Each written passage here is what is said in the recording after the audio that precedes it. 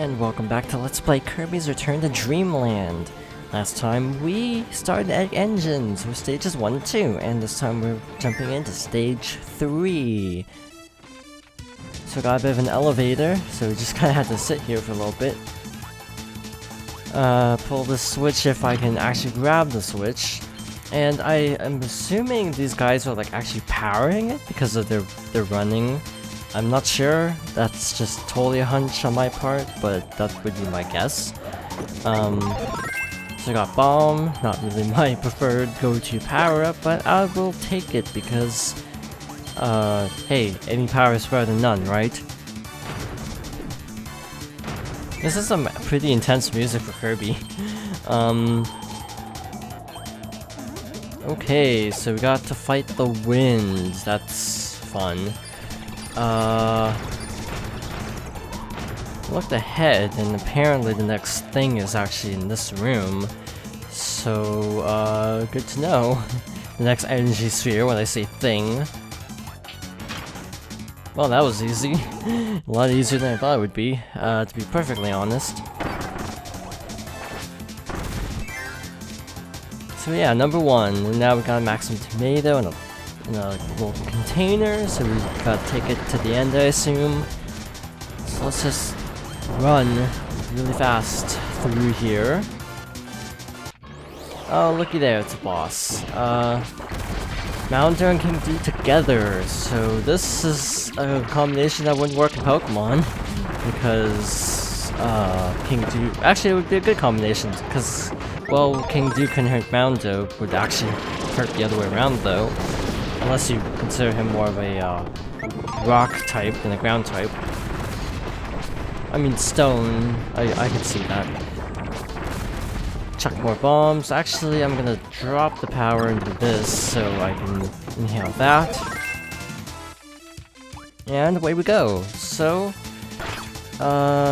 obviously we need stone to get through here using invisibility. And to the next room, got a red switch, raises up a platform and it sinks. Okay then. I'm gonna let it rise back up for obvious reasons. If it actually will. Red switches are temporary, so I assume I can hit it again. Eventually. But, it is not giving me the option for some reason. I'm not entirely sure why. Yeah, blue switches are permanent, red switches should be temporary. Oh, there it goes. That takes a really long time. So, we should be seeing an energy sphere shortly, right here. Kinda have to make a risky little jump there, but if we can just fly to the end, we don't need the other power-ups. So, just gonna go over here and enter the next door. And we have another power room. So what's it gonna be this time? Beam. So that's Flare Beam.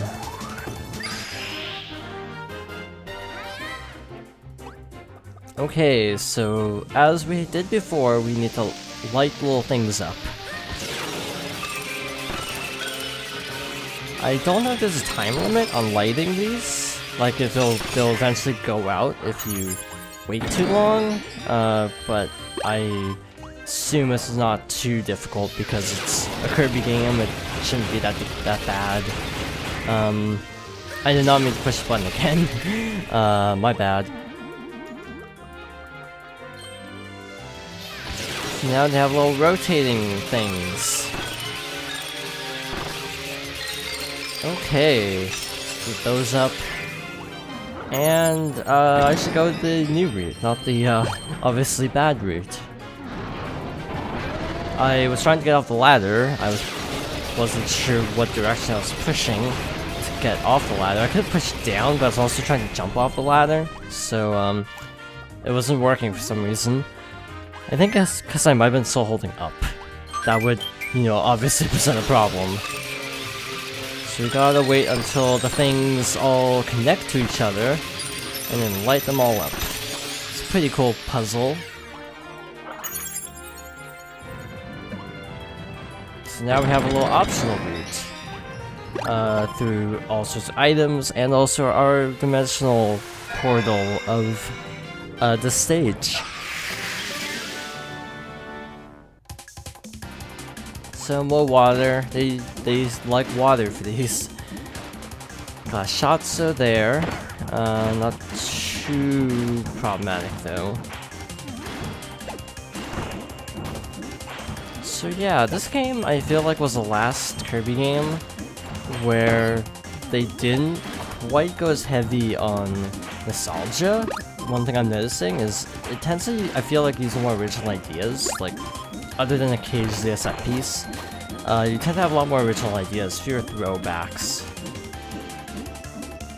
I for one am usually okay with the throwbacks in Kirby games, so I can go either way on this.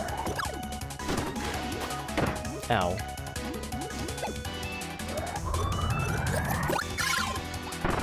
You know, like, again, Superstar heavily relied on, you know, design elements of Dreamland, so it's sort of just a Kirby tradition to sort of do a throwback periodically. I mean, given the choice, I will definitely go Hammer. This is a stage. This is actually kind of terrible. The water in the middle. This one I think is Ice Element. This has different coloration. More silver. But I don't know if we can actually get frozen that easily. Oh, by that we could get frozen easily. I was just about to use a hammer attack and I lost my power. I was trying to abuse invisibility frames unsuccessfully. So that is 6-3 down. Almost there.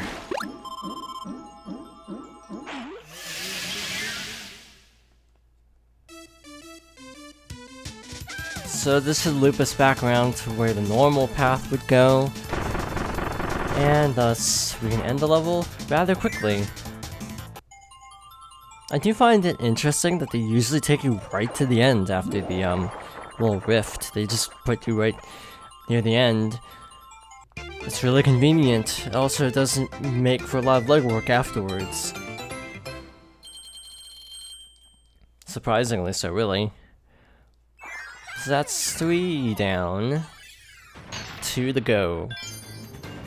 So I think we have time to do stage 4.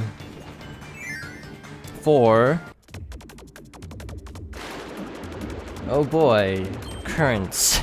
My favorite stage gimmick in Kirby. I have a story about currents actually, and it has to do with Squeak Squad.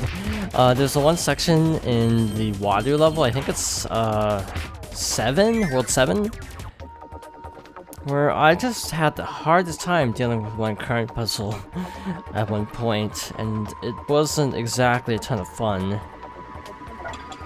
Oh, we need hammer. Never mind.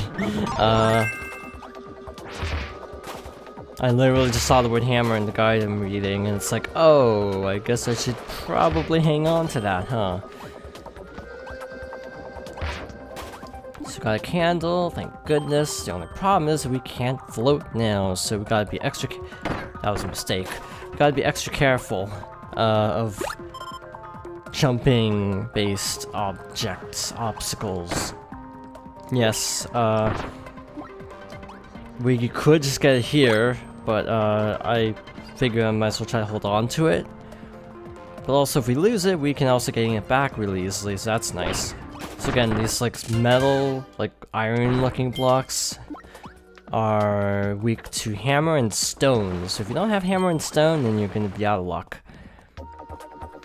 I find it a little bit weird they give you hammer as opposed to giving you stone, because stone is the less rare of the two powers. Did I mess up? I think I messed up a little bit. This guide also says something about something else being in the dark room, which I assume is that place. Oh well, we'll get it at the end. No big loss.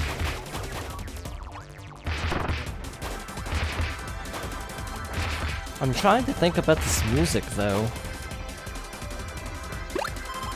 It's very different, and I don't know if I mean different in a good way.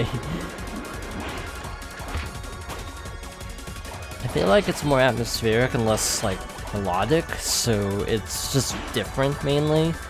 Not necessarily bad. So let's show off Hammer's charge, or you could have iframes. So yeah, we took off like a third of his health from the charged up Hammer attack. And that's just how Hammer is. It's kind of overpowered. In most appearances is kind of broken. Yep, we definitely missed one.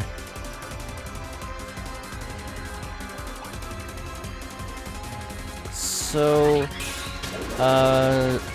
okay, we need to actually go backwards, so it will go back into the switch. That's actually pretty clever. So that should be number 3, so yeah, we need to go back and get the 1. Won't take too long, though. So... swimming puzzle. Basically, it looks like... oh, there's probably number 4. Looks to me like, it's kind of a maze, but it's a one-way maze. So it's like, oh, if you go this way, you're kind of trapped. So obviously the stars are pointing right, but let's go down. And that takes us to number 4. I don't want to get chomped again, trying to hurry. Okay, that was smooth. Yeah, it's really hard to control, actually. Just left or right movement either when going down. Okay, I'm not quite sure how I was gonna avoid that.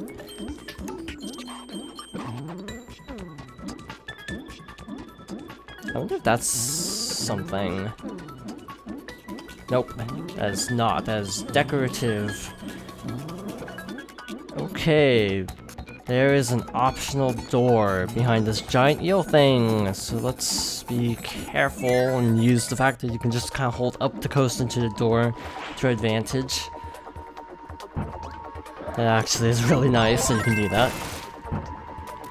So we've got a candle, so we can see which one we actually need, which is obviously the key. Grab that as our last one, but we still have one more to go because I spaced out and forgot to grab number 3, or number 2 actually. I'm just gonna hold right because the current's doing most of the work and I did not want to get stuck there. Up we go and out of the door. Wow, that was actually pretty smooth.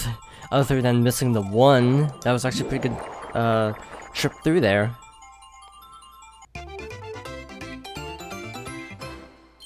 So, obviously, we're gonna go back, but I'm not even gonna try cutting to where the thing is, because it's at the very beginning anyway. Might as well just go back in and talk about something else that's been on my mind about Kirby.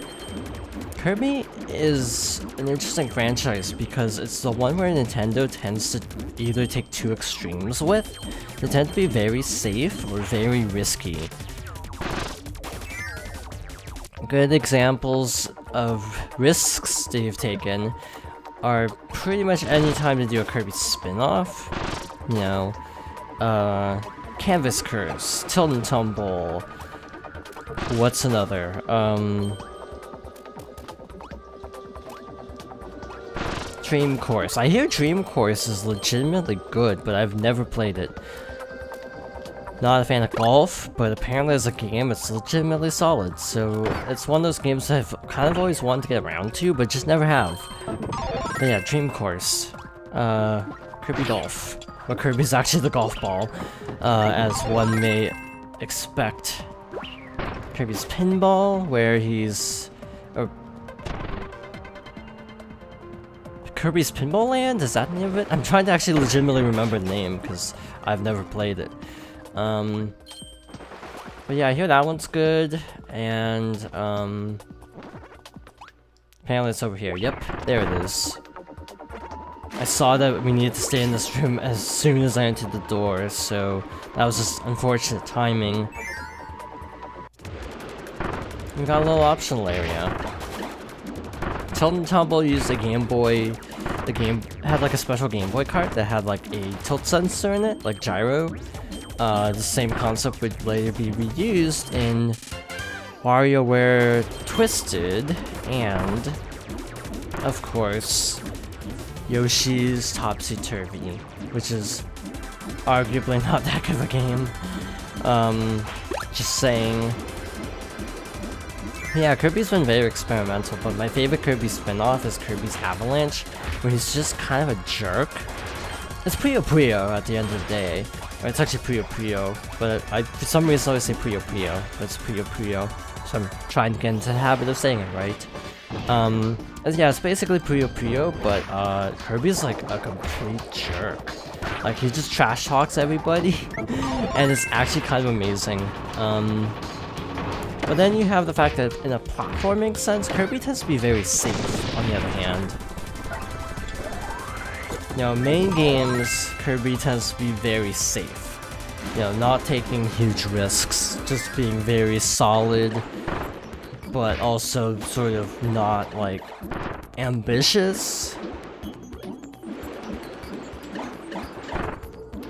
And that's not necessarily a complaint, per se. It's just sort of like, it is how it is. In a way, it's sort of the whole, if it ain't broke, don't fix it mentality, but a lot of people would prefer if Kirby would, you know, change it up a little bit more. Kirby is like really consistent though, and I actually like that about Kirby, that you kind of just know what you're getting into, even if it's not necessarily mind-blowing. It's gonna be a fun time. You know, it may not be the best game ever, but you're guaranteed to be, you know, to have fun with it, and that's good. That's important for games to have fun occasionally, because there are a lot of games that are like super good, but I find not fun. So fun matters too, if you ask me. And with that, we did a whole nother run in that time. So yeah, just something I've been thinking about. That's like, you know, Kirby's always on one end or the other. There's no like middle ground. It's either we're just gonna do something really crazy, or we're just gonna make a really safe 2D platformer. But with that, we have 2 stages left, stage 5 and the boss. So we're gonna end it here, and next time we shall do these 2 stages. So thank you for watching, and I hope you join me next time for more Kirby's Return to Dreamland.